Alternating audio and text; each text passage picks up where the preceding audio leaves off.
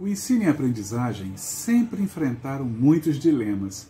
Talvez o principal seja deixar clara a relação entre eles. É entendendo como se aprende que se pode estruturar as atividades de ensino. Nos últimos tempos, esses dilemas têm ganhado destaque. E eu e a professora Isabel Parolin resolvemos criar a websérie Dilemas do Ensino e da Aprendizagem, uma conversa entre a escola e a família. Nosso objetivo é colocar luz em questões que a escola particular precisa refletir para minimizar os conflitos, em especial com os pais que contratam seus serviços. Os capítulos da websérie ficam disponíveis no canal Sala dos Professores no YouTube. Divulguem, compartilhem. Vamos resolver esses dilemas e intensificar essa conversa. Escolhemos como disparador as dramatizações porque entendemos que esse seria um jeito de chegarmos mais perto de você diretor, coordenador, professores, enfim, famílias, enfim, toda a comunidade escolar. Esses personagens não existem exatamente na vida real. É uma reunião de diversos discursos, de diversas frases, de diversas situações que tanto eu como o Júlio ouvimos ao longo da semana, nas nossas reuniões, e fazemos uma composição para que ele chegue nos seus corações, para que ele chegue nas suas escolas, como um meio de fazê-los pensar sobre essas situações, sobre esses dramas que a vida tem nos ofertado.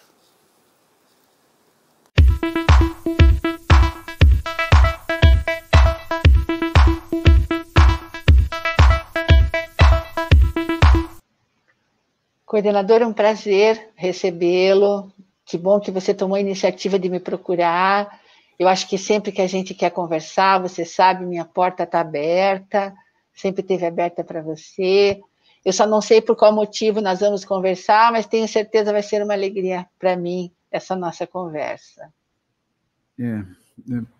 Diretora, eu te procurei, eu pensei muito antes de te procurar, porque não é fácil para mim estar aqui. Eu tenho encarado esse tempo todo, né, de pandemia, e tenho buscado não precisar te incomodar, porque eu sei que está uma situação difícil para todo mundo, já chegam as suas preocupações, né, muito de ordem administrativa, né, e, desculpa, mas tem uma mãe aqui que não larga do meu pé. Eu vou virar o celular. Mas enquanto você responde... Não, responda a mãe. Responda a mãe, enquanto você responde... Diretora. Tá bom. Enquanto você responde a mãe, queria te dizer que é uma alegria para mim, que bom que você tomou essa iniciativa, que bom que você se sentiu à vontade para fazer isso, e nós estamos juntos. Eu tenho as minhas dificuldades, você tem as suas, nossa escola está passando por isso, mas nós estamos juntos, coordenador. Diretor, eu sei que nós estamos juntos, sim, mas, por exemplo, eu vou começar por esse problema aqui. Essa mãe, ela já deve ser hoje a 10ª vez que ela me procura, né, porque, como a senhora sabe, o único telefone que elas têm direto aqui é o meu, né? Porque no início eu acabei disponibilizando, então, na verdade, eu estou aí em mais de 1000 telefones individuais, onde quase a metade está ávido por respostas. Diretora, eu tô aqui, assim, buscando ajuda, porque eu não estou mais sabendo o que fazer.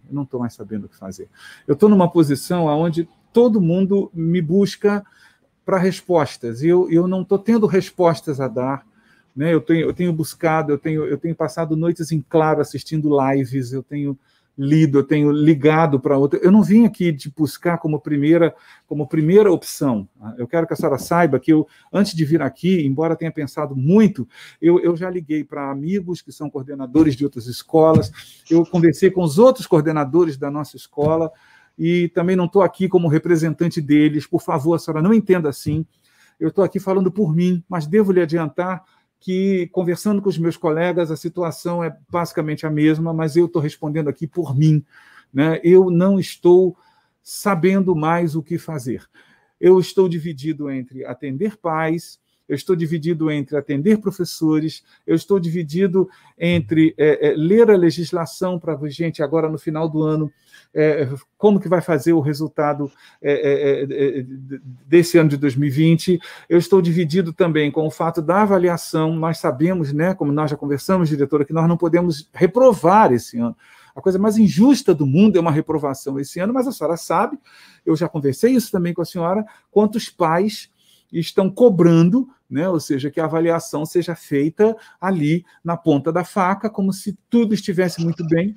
E sinceramente, eu estou chegando num ponto que, se eu não tiver ajuda, eu não sei onde é que nós vamos parar. Eu, sinceramente, eu não estou sabendo mais o que fazer, diretor. Eu vim aqui porque eu tô me desconhecendo. Outro dia, só ter uma ideia, ontem, uma mãe me ligou 5, 6 vezes porque ela queria uma atenção exclusiva da professora, porque a filha não estava conseguindo fechar o projeto que a filha tinha que apresentar online para a professora, né? E eu já explicando que a professora iria fazer o contato, eu expliquei, atendi essa mãe 3 vezes. Confesso aqui para a senhora, a 4ª e a 5ª vez eu não atendi mais, porque eu não aguentava mais, sabe? Se eu atendesse essa mãe, eu ia com certeza ser malcriado com ela, e aí eu preferi ser omisso, eu preferi não atendê-la, a perder a paciência, a perder a educação com ela. Então está muito difícil, sabe? Tá muito difícil, está uma coisa que tá difícil de aguentar, sabe? Não esqueça o nosso protocolo, coordenador, o nosso protocolo das máscaras, coordenador. As máscaras, coordenador, o nosso protocolo. Claro. Desculpa. Vamos lá. Bem, então, coordenador, eu quero te dizer que você é uma das pessoas mais brilhantes aqui da escola. Quero te dizer, coordenador, que eu confio muito no seu trabalho, na sua competência. Eu sei que a escola, que os pais confiam no seu trabalho, na sua atenção, na sua confiança, em encaminhar, fazer os encaminhamentos. Os professores se sentem muito bem quando te procuram. Você é um excelente profissional. Então, eu tenho certeza que esse é um desabafo, é um momento que você está passando, junto com todos nós estamos nessa situação. Coordenador, eu queria que você centrasse agora, prestasse atenção num fato muito importante. É que hoje, esta época que nós estamos passando, e exatamente hoje, é o pior dia que nós temos passado desde que começou esse afastamento social, desde que começou essa situação toda da escola remota.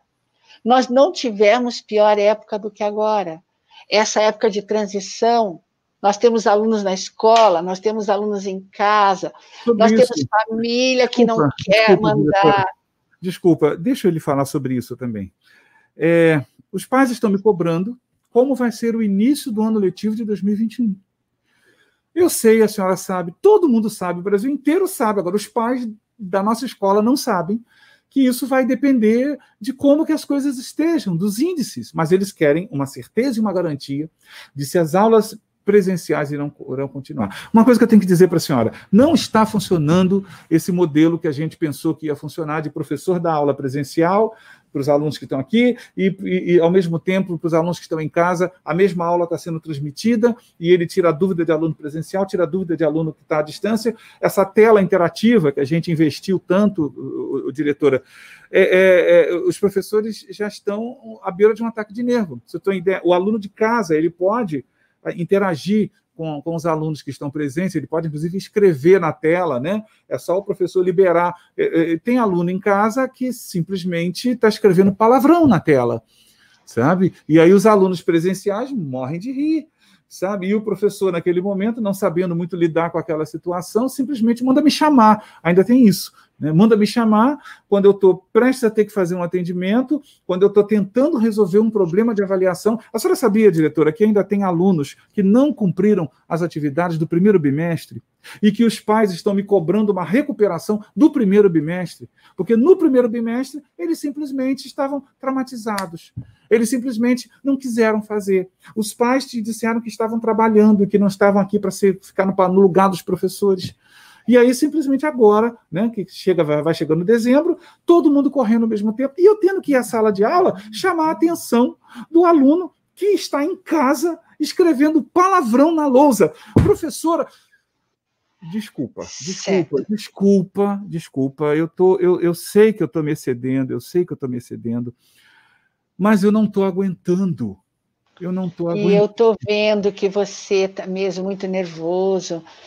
Talvez, coordenador, fosse o momento agora de você respirar um pouco, olhar na janela, lembrar que nós estamos reconstruindo a escola, reconstruindo uma cultura, que todo esforço que você está fazendo vai gerar um resultado produtivo. Essas perguntas que você pensa que não sabe responder, porque eu tenho certeza, coordenador, que você sabe, sim, se você tiver um pouquinho de tranquilidade, se você conseguir respirar, né, fazer uma respiração. Mas esse está sendo o problema, eu não estou tendo tempo de respirar, diretora. Talvez você precisasse administrar um pouquinho mais, de modo lógico, o seu tempo, por exemplo, eu não estou sabendo colocar limite no atendimento aos pais. Com o objetivo da gente poupar os professores, e claro, eu acho que eles devem ser poupados, eu me coloquei na linha de frente, né? Porque parece que eu estou numa guerra. E aí o tempo todo, eu tenho desligado o meu celular quando dá 8 horas da noite. Porque senão eu não tomo banho, senão eu não cuido dos meus filhos, senão eu não faço mais nada. Entende? Então, bom, eu já percebi uma coisa, eu queria avisar a senhora sobre isso. Eu vou simplesmente começar a dizer o que eu sinto, e o que eu sinto eu não sei. Eu não sei, eu não tenho resposta, tá? E é isso que pai vai começar a ouvir, é isso que professor vai começar a ouvir, é isso que aluno vai começar a ouvir, porque essa é a verdade, sabe? Senhora diretora, eu estou aqui de coração aberto, te dizendo o que está aqui dentro. Eu não sei mais o que fazer, eu não tenho mais respostas, e todo mundo tem direito de não ter respostas, mas o coordenador não. Tá, coordenador, eu entendi que você talvez hoje, em vez de desligar seu telefone às 8, desligue agora, tire esse restinho de tarde para você descansar. Eu tenho certeza que amanhã você vai estar renovado, vai estar bem. E quem sabe a gente pudesse fazer uma reunião, eu com os outros coordenadores, para a gente alinhar algumas respostas que pudessem dar segurança para a família, de que a escola vai administrar esse momento tão incerto agora, porque a escola é o espaço em que a família se apoia. A família, quando contrata uma escola, quando vem até a escola, ela vem em busca dessa segurança, em busca dessas respostas, em busca dessa recíproca. Então, coordenador, se você aceitar a minha sugestão, né, de hoje você tirar, fazer esse descanso, em vez de desligar às 8, desligar o seu telefone às 5, quem sabe fazer uma respiração, quem sabe, enfim, fazer alguma coisa que você goste, e amanhã você vai estar com um melhor fôlego, numa melhor situação. E nós possamos fazer uma reunião entre os coordenadores, para um coordenador apoiar o outro, no sentido de ter essas respostas, ou pelo menos respostas que possam ajudar a, nesse momento, administrar essa insegurança que os familiares estão tendo. Realmente, nós estamos tendo que reconstruir a cultura escolar, nós realmente estamos tendo que nos reinventar, e o momento de nos reinventarmos é um momento doloroso mesmo. Mas eu queria que você soubesse que eu gostei muito da sua iniciativa, de ter vindo aqui conversar comigo, gostei muito da iniciativa. E vou propor como o início de uma solução para o que você está vivendo, a gente fazer essa reunião. Nós podemos nos apoiar para estarmos mais juntos, para nós construirmos as respostas que você, que eventualmente um outro coordenador da escola tenha, para que a gente possa aguentar firme esse momento. Volto a dizer, coordenador, nós estamos vivendo hoje o momento mais difícil desse tempo todo. Como você mesmo falou, nós estamos antigamente, o só remoto era difícil, mas agora nós temos um grupo presencial, um grupo remoto, pais que querem mandar filho, pais que não querem mandar filho, ou seja, a situação está realmente, eu entendo, eu entendo e acolho o seu sofrimento. Por isso é que eu queria te lembrar, o coordenador brilhante que você é. Queria te lembrar a confiança que todos nós temos em você. Essa carreira maravilhosa que você traçou aqui dentro da escola. E se a confiança que as famílias têm, que os professores têm, que as crianças têm no seu trabalho.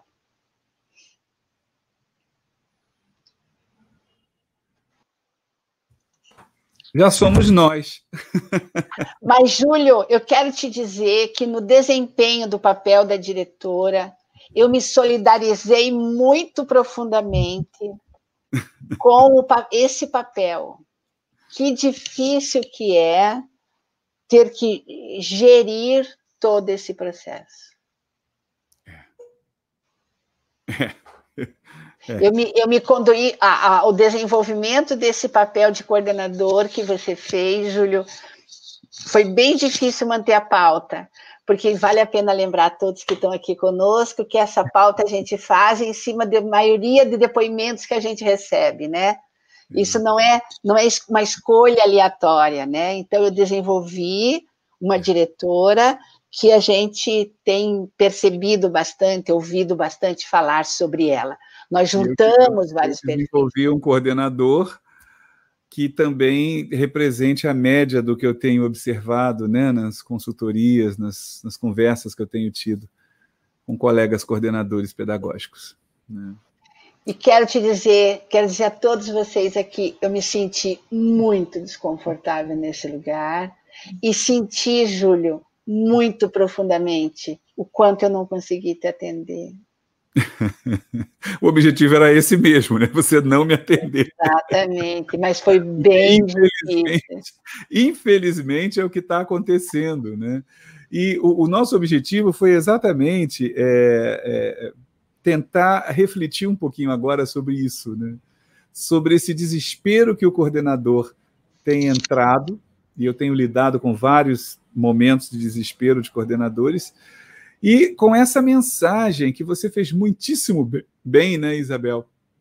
Você fez muitíssimo bem essa mensagem, que é essa mensagem assim, do eu falo tudo sobre o nada, sabe? Do eu falo, eu ouço, eu te dou a impressão de que eu estou te acalentando, de que eu estou empatizando com você, mas eu não deixo entrar. É como se... Sabe a sensação que eu tive na conversa com você? É que você não deixava entrar o que de verdade eu estava tentando te mostrar que eu estou sentindo.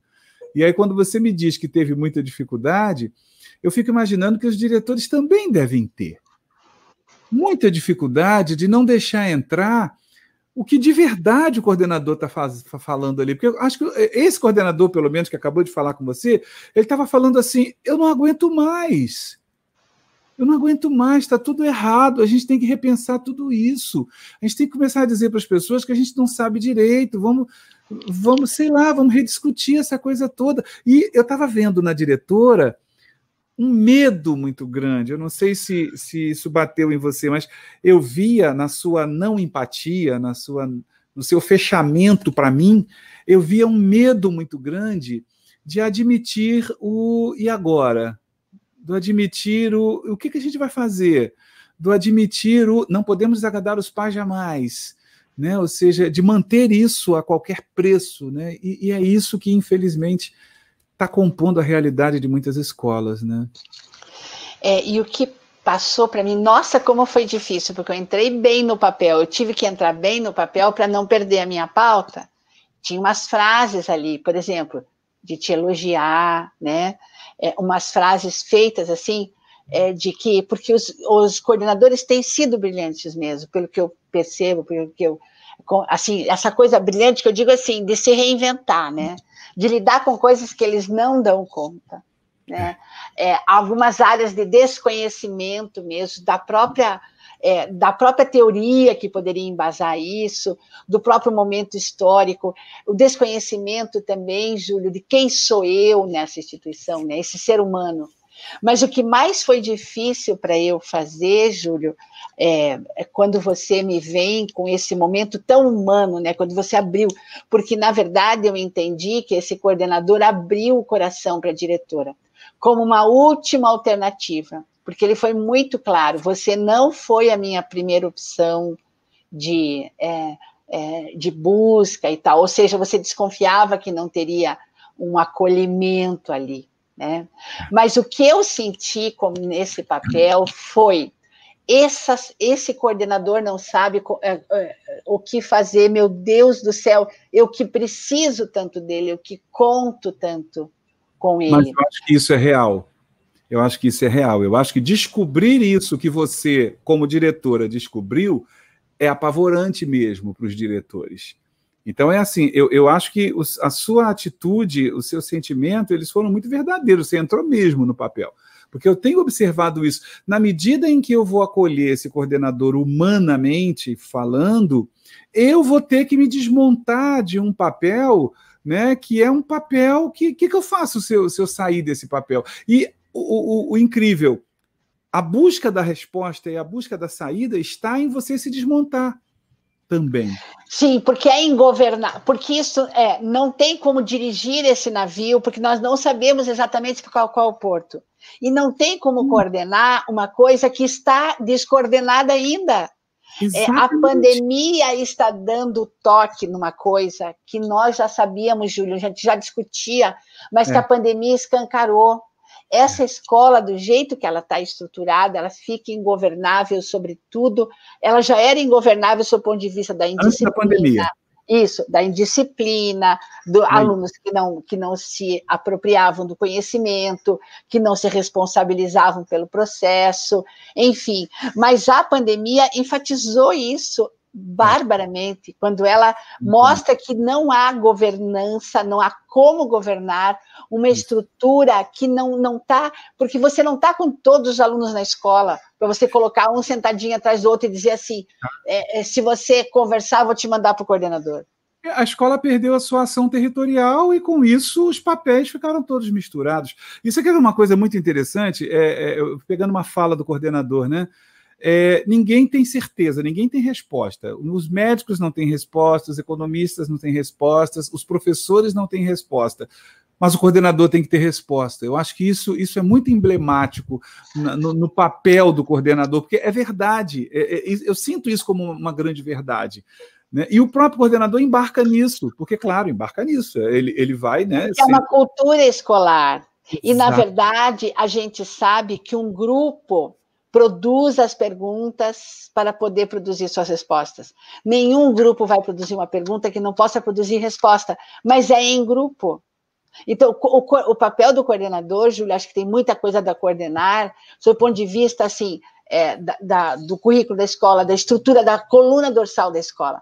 Mas ele tem que coordenar um grupo que tem que pensar junto.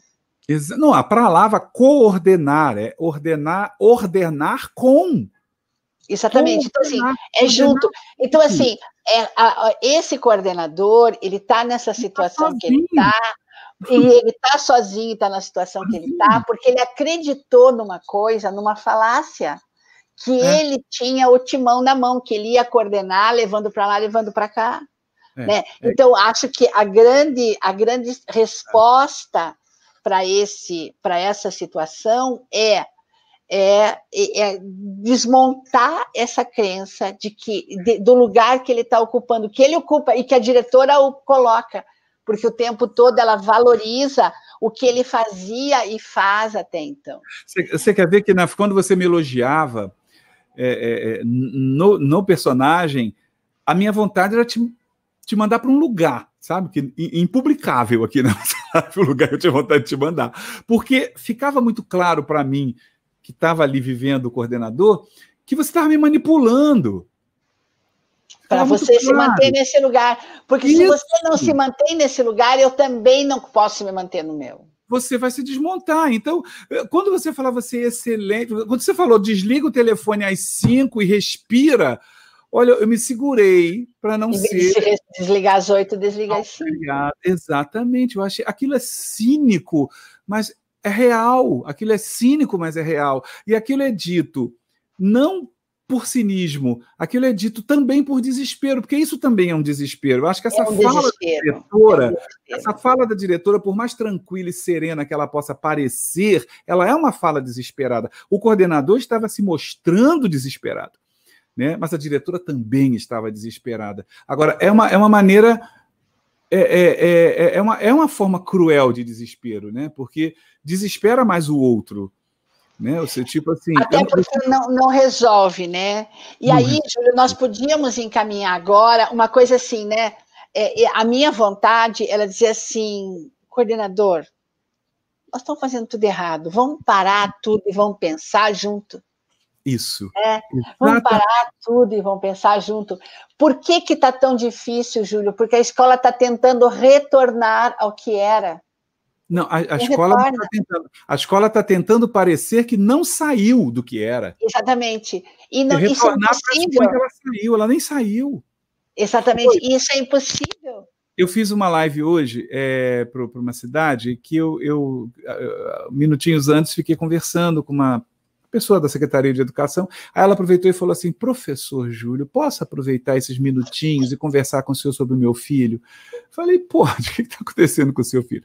Meu filho estuda numa escola religiosa aqui da cidade e tal, e ele não aguenta mais estudar. E professor Júlio, meu filho é estudioso, ele é um ótimo aluno, só que ele falou que ele não aguenta mais. E eu, como pedagoga, eu assisto aula com ele, os professores estão dando aula expositiva, depois eles marcam da página tal a página tal e mandam que os alunos fotografem e mandem as páginas do livro fotografado. Ele falou, mãe, eu estou deixando de gostar de estudar, eu não quero mais estudar. E tal. O que eu faço com ele? Olha só, com ele. Tá, e você percebe, Júlio, que esse modelo já era falido antes da pandemia. Exatamente, né? isso não está falando do modelo. O que a pandemia pôs é que esse menino na sala de aula, ele podia... ele se compensava com o olhar do colega aqui, com o olhar do colega aqui, ele se compensava voando para lá e para cá, ele se compensava no intervalo, na hora do recreio, ele se regulava de algum modo. Exatamente. Agora, em casa, ele se regula desligando a câmera e indo dormir, ou ficar jogando... Mas olha que coisa interessante. Ela me falou que o filho dela é tão, entre aspas, bom aluno, tão comportado, que ele não se permite desligar a câmera. E ela falou que em algumas aulas ele é o único de câmera aberta. Imagina esse menino, imagina, sabe, o sofrimento desse menino. Ele está se descaracterizando, ele está se despersonalizando. Quem sou eu? Eu sou um bom aluno, eu não sou mais um bom aluno. Diz que ele está sofrendo horrores. E eu achei muito simbólico isso, né? O que eu faço com ele? O que eu faço com ele? Tem outra coisa, né? Vamos pensar nesse professor. Pensa que é um professor da aula com todos os alunos com a câmera fechada, microfone fechado. Nossa Senhora. E a solidão que né? Que lugar... Não, é o desprezo. Eu acho que é o desprezo configurado. Pá. Então, por que será, Júlio, que a gente não tem coragem é mais ou menos de isso aqui, desmanchar? Pronto, fechei a câmera. Conversa comigo aí. Exatamente. Daí eu fico pensando, o que será que o Júlio está fazendo? Será que ele está fazendo lanche? Estou fazendo careta para você, tá? Ou está fazendo lanche, ou está respondendo o WhatsApp, enfim, né? Vocês vejam como chega a ser agressivo, né? Então, assim, por que é que a gente sabendo que o professor se sente mal, que o aluno não está envolvido, não desenvolve, não está ali, por que será que a gente mantém isso? Por que a gente não muda? Isso. That's the point. Isso. Você sabe que tem umas plataformas... Júlio, eu vou dizer para você, eu não conhecia isso, passei a conhecer a partir da pandemia.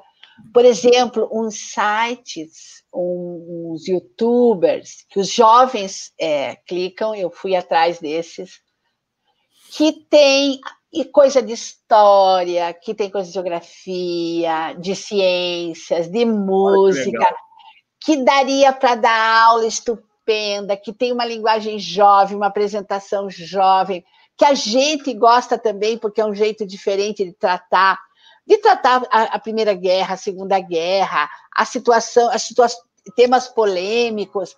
Eu conheci vários, muito interessantes para, por exemplo, dar aula online. Vamos discutir sobre isso. São postagens de 10 minutos, porque tem a característica do jovem de não ser longo, né? E daí você entrar nisso. Mas deixa eu te falar uma coisa, Bel, que aconteceu comigo há pouco tempo. Aliás, vem acontecendo há alguns meses.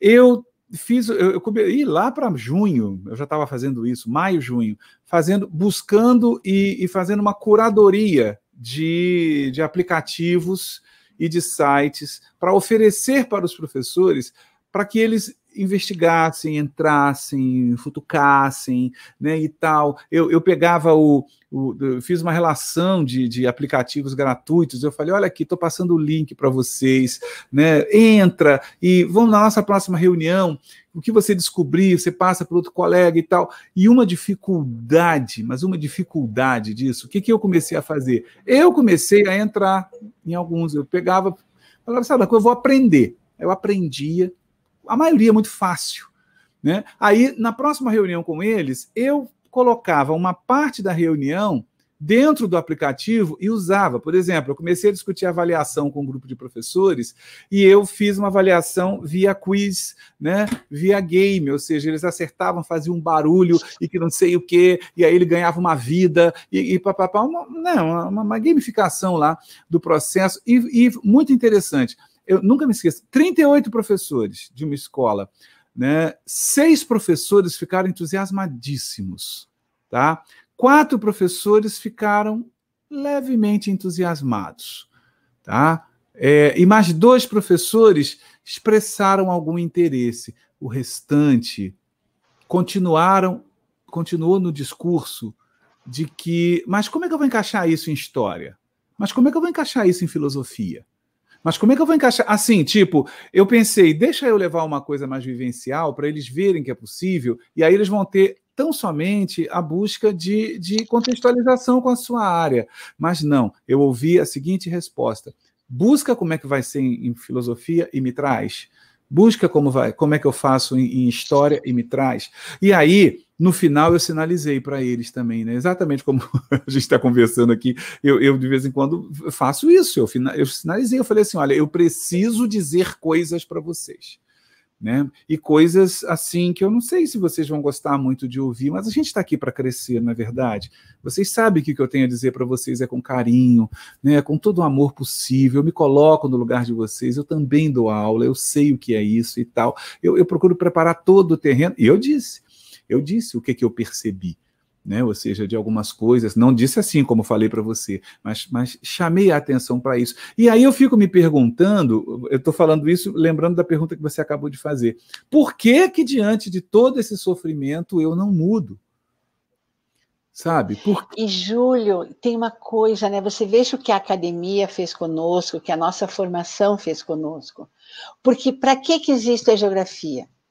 A geografia existe para que eu olhe o fenômeno geográfico. Então, por exemplo, eu tive que fechar a janela a cortina da minha janela, porque estava entrando sol.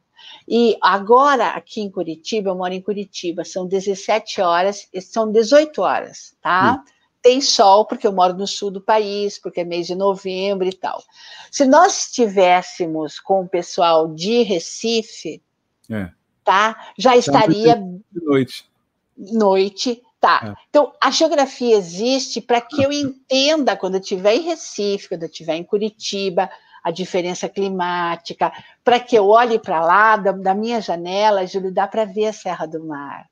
E que eu olhe para lá e eu saiba que é a Serra do Mar. Mas eu sei que se eu estiver num hotel no Rio de Janeiro, eu vou ver um morro, não será a Serra do Mar. Exatamente. Que eu vou ver ali. Então, a geografia me serve para isso. Para que me serve a história? A história serve para eu olhar para esse fenômeno, para eu olhar lá fora, tá? Para eu olhar lá fora e saber coisas que têm a ver com essa cidade que eu moro hoje, mas que tem uma história, o bairro que eu moro, o tipo de prédio que eu tenho, o tipo de economia que essa cidade tem, ela está diretamente ligada ao meu passado, né, que é de quem esteve aqui, por que eu falo o idioma português, por que o argentino não fala o português, por que a minha cidade é construída desse jeito e não de outra, enfim, a história tem que me explicar os fenômenos sociais. Assim como eu vejo lá a chuva, o sol, então, ou seja, a gente perdeu essa dimensão, a gente inverteu.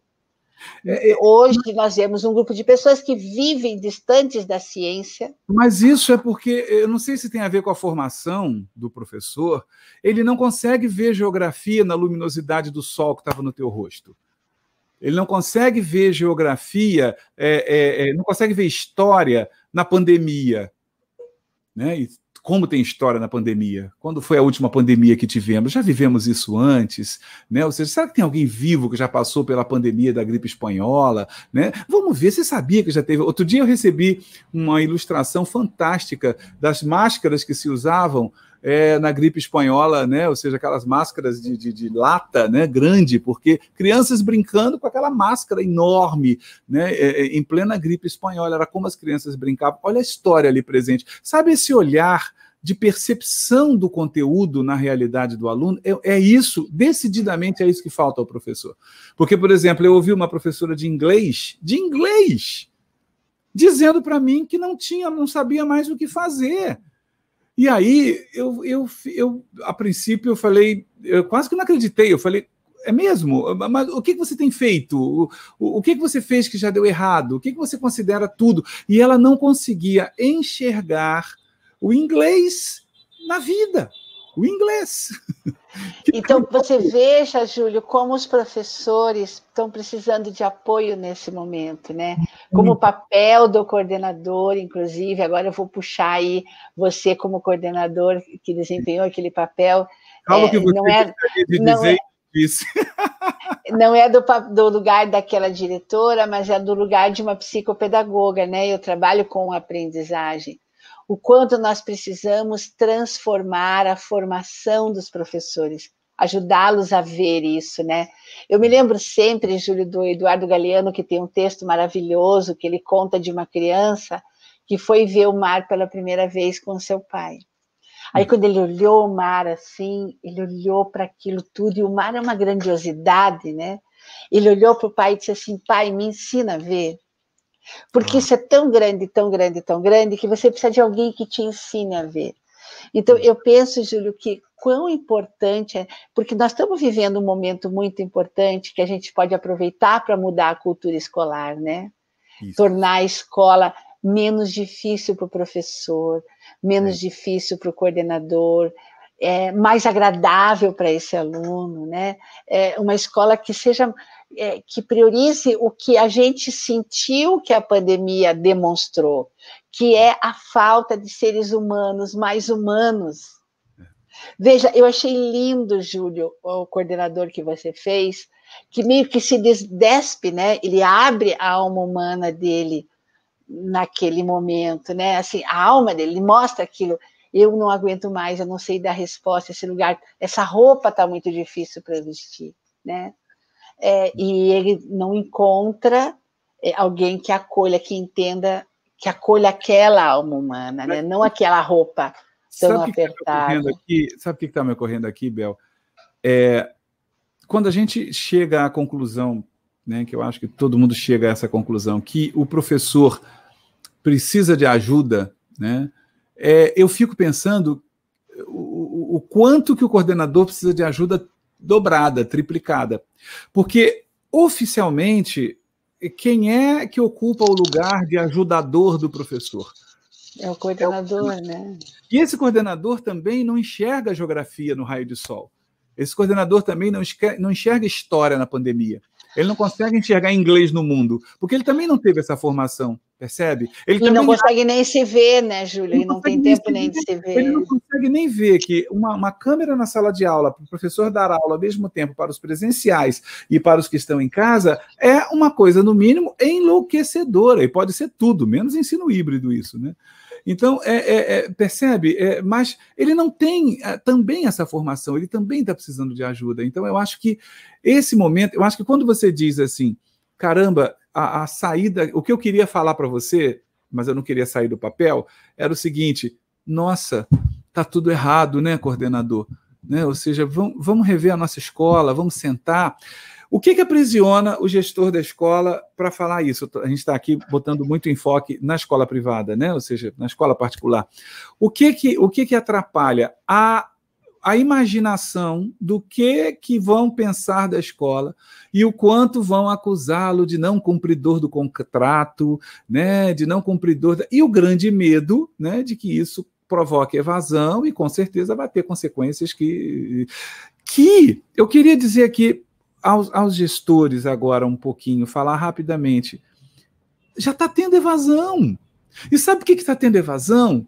Porque está essa escola insistindo de ser a mesma escola presencial à distância. É isso que está causando a evasão. É isso que está causando o não aguento mais. É isso que está causando o conflito. Sabe? Então, o vamos rearrumar a escola passa pela coragem de dizer assim, nesse tempo de pandemia, nós temos que reorganizar o currículo. Então, a aula de hoje vai começar com um raio de sol que está batendo no rosto. Né? Ah, mas isso é o conteúdo do 5º ano, no 3º bimestre, não importa. A aula de hoje vai começar no aqui e agora. Sabe, a Gestalt Pedagogia, eu adoro a Gestalt Pedagogia. É exatamente uma pedagogia que foca o aqui e agora o tempo todo. Né? Que é a aula que vai começar com um planejamento de possibilidades, né? Onde o menino olha para o mar e me ajuda a ver, né? E aí vamos lá, eu te ajudo a ver o que você está vendo primeiro, né? Ou seja, para a partir da percepção do que o outro vê, eu poder fazer algumas inferências para ampliar essa visão, né? Ou seja, aprender a olhar dessa maneira, aprender a ver a história, a geografia, a ciência. Gente, a ciência nunca esteve tão presente na vida como ela está presente hoje, sabe? Então... Júlia, não quero ficar batendo na mesma tecla, né? Mas eu sou psicopedagoga, então eu queria trazer para as pessoas que estão conosco agora, assim, a gente precisa entender como uma pessoa aprende, né, Júlio? A gente precisa compreender que tudo isso gera estresse, cansaço e não aprendizagem. Exato. Né? E quando eu falo em mudar a cultura, eu falo assim, em justamente começar a conversar com os pais exaustivamente, cansativamente. Gravar, eu acabei de gravar 10 mini lives para uma empresa que me pediu, falando com as famílias, coisas, 10 minutos cada um, não mais que 10 minutos. As coisas simples entenderem que o processo é do seu filho. Seu filho precisa viver isso. Se for sofrer, que sofra isso. Sofrer no sentido assim, de ter que dizer, de ter que esperar, de ter que se comunicar por uma plataforma, ou mesmo presencial. Que eu preciso respeitar esse território dessa criança, desse jovem, para que seja um território dele, para que ele se aproprie. Porque também tem uma coisa assim, né? Falando sobre a outra palavra, a evasão escolar, né? Ou você colocou dos alunos que estão abandonando. Mas eu queria falar dos alunos que não estão abandonando. Eles só estão saindo dali porque não são percebidos como sujeito, né? Como sujeito que aprende, como sujeito que não aprende, então tanto faz. E daí eu vou para aquela escola que está R$100 mais barata, ou eu vou para a pública, porque essa escola não me deu o que eu queria. Porque não tá fazendo... Mas será que ele vai mudar a conduta dele na pública? Né? Ou seja, não é mudar do sistema particular para o público, do público para o particular, é mudar o seu sistema de estar nesse território, de habitar isso, de participar. Mas é claro que isso é uma situação muito complexa, né? Porque requer que também esse espaço de aprendizagem se faça como um espaço de todos, né? Que se abra para isso, para uma linguagem própria, enfim. A escola está tendo uma oportunidade que nunca teve de se ressignificar, de se refazer. Né? E muitas escolas estão deixando vazar entre os dedos isso. Então, eu queria deixar uma mensagem aqui, né? Em primeiro lugar, o coordenador falou assim, olha, eu vou começar a responder não seis. Eu não sei.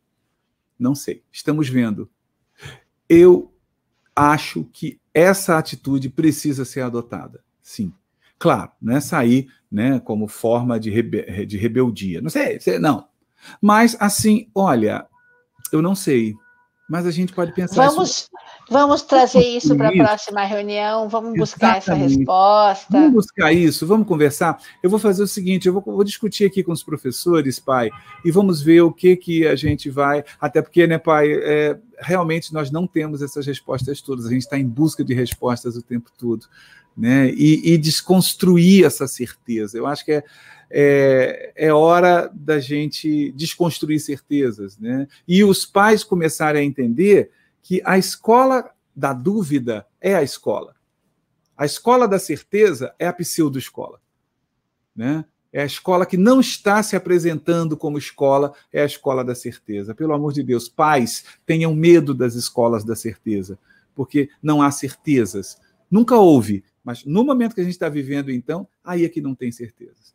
Né? Ou seja, e tem um tipo de pergunta, pensando na pergunta, né? Vamos trabalhar um pouquinho em cima da pergunta. Eu só posso te fazer perguntas, Júlio, de alguma coisa que eu, de algum modo, vislumbrei. Tá? Então, no bojo da minha pergunta, sempre tem alguma coisa de resposta que eu já construí. Porque senão eu não posso te responder. Se você me disser assim, Isabel, me faça uma pergunta sobre o mar. Se eu nunca vi o mar, eu vou precisar que alguém me ajude a ver para eu poder construir uma pergunta, né? E a pergunta que ele fez me ajude a ver, para eu poder formular as perguntas. Então, que toda pergunta, conforme é a pergunta, né, ela pode ser trabalhada, por exemplo, na reunião de pais, ou trabalhada com as crianças, ou trabalhada com os professores. Aí eu comunico de algum modo, por exemplo, se é uma pergunta referente ao processo interno da escola e que foi discutido com os professores, anunciar isso de algum modo. Nós, em roda de conversa aqui na escola, trabalhamos as questões que os pais nos trouxeram, tal, e queremos notificar que a nossa posição é essa, e vamos ter uma reunião com os pais, para que os pais acolham essa posição e a compreendam. Ou seja, a gente precisa construir na escola um espaço de aprendizagem para todos. Né? Então, se uma criança tem que aprender, eu também tenho. Você está dizendo aí, você foi ver, eu também fui fazer isso dos sites, Júlio. Acabei encontrando uns 15 sites muito interessantes, que, aliás, eu tinha pensado que faria isso em 2, 3 horas, ficava horas lá, porque ficava vendo as almas, nossa, que legal, nossa, mas que esse cara fala, entendeu? Ou seja, assim, nós estamos em processo de aprendizagem, e aprendemos um com os outros. A nossa diferença, quando estamos frente a uma sala de aula, é que nós temos mais experiência. Mas, por exemplo, quando a gente não trabalha na sala de aula só na dimensão cognitiva, né? E na dimensão afetiva, nós precisamos estabelecer essas trocas, estabelecer esse campo todo que favorece o aprender, que favorece dar o significado a essas aprendizagens. Então, eu tenho uma escola que está fazendo umas escolas que eu estou comentando, estão fazendo umas coisas muito legais, por exemplo, Júlio, a criança volta para a escola e ela não é mais da professora tal, da professora tal, da professora tal. Ela é na mesa de trabalho tal, na mesa de trabalho tal. De acordo com as suas dificuldades, de acordo com as suas competências, de acordo com as suas preferências. Ou seja, de acordo com aquilo que ela é, né? De acordo com como a escola vê, enfim. Eu penso, Júlio, que a escola tem muita coisa para mudar. E ela podia aproveitar que está esse momento de tanta dúvida, né? Que a cultura escolar ficou tão alterada, para mudar essa cultura. O famoso aproveitar a crise para criar, né, que era um jargão, eu acho que nunca pôde ser vivido tão intensamente na prática. Né? Eu acho que é isso. Eu acho que a gente possa pensar um pouquinho sobre sobre essas certezas, né, que a diretora do nosso episódio de hoje tentou demonstrar de forma tão desesperada. Eu acho que foi uma forma desesperada de demonstrar que está tudo bem, né? E é exatamente olhando de frente o que não está bem, né? E muitas vezes deixando esse caos tomar um pouco de conta, é que a gente vai verdadeiramente conseguir construir um caminho mais lúcido para a escola, né? E, Júlio, assim, antes da gente encerrar, queria dizer aos coordenadores, aos diretores de escola que estão aqui conosco, que foi bem difícil internalizar esse papel e desenvolvê-lo, porque deu para sentir bem que esse lugar é um lugar muito desgastante. Ao ver o coordenador se manifestando daquele jeito e ao não acolhê-lo como eu gostaria, acho que a gente precisa construir uma escola mais dialógica, mais humana, mais próxima e, sobretudo, menos estressora. É isso. Ok, gente, é isso. Só lembrando, né, que a nossa série Dilemas do Ensino e da Aprendizagem, né, uma conversa entre a escola e a família, foi feito com o objetivo de levantar essas questões mesmo, né, e tomara que esse vídeo sirva de um debate em todas as equipes gestoras aí que o assistirem, né, ele vai ser disponibilizado, né, está disponibilizado gratuitamente no nosso canal, no canal Sala dos Professores, e contamos com vocês para divulgar, né, para encaminhar o link, para que isso provoque discussão, para que isso provoque reflexão e para que a gente não perca aí a oportunidade de estar refazendo a escola. Bel, foi um prazer imenso estar ao lado dessa brilhante atriz. Júlia, foi uma alegria para mim também. É sempre bom a gente incorporar outros papéis, né, para poder sentir diferente, para poder ampliar nosso olhar. Eu também tenho o desejo que essa nossa live, essa nossa websérie, ela possa percorrer as salas dos professores para discussão. E vale a pena lembrar que esse coordenador está desde a primeira reunião desempenhando um papel que está muito coerente. Acho que vale a pena ver a websérie inteira para entender como é que esse coordenador chegou nesse papel e nesse dia, nessa reunião com essa diretora, né, Júlia? Júlio, acho que isso foi uma coisa bem interessante de lembrar a todos, né? E vocês vão ver que essa diretora já foi mãe, entendeu? Ela já foi professora. Vocês vão ver a versatilidade dramática dessa grande diretora aí. Gente, um abraço e até o nosso próximo episódio. E que cuide-se, né? Cuidem-se, porque, como a diretora diz, o pior momento da pandemia é agora. É hoje. É agora e é hoje. Estou ouvindo isso há um ano. Tá certo. Um abraço, gente. Tchau. Tchau. Até mais.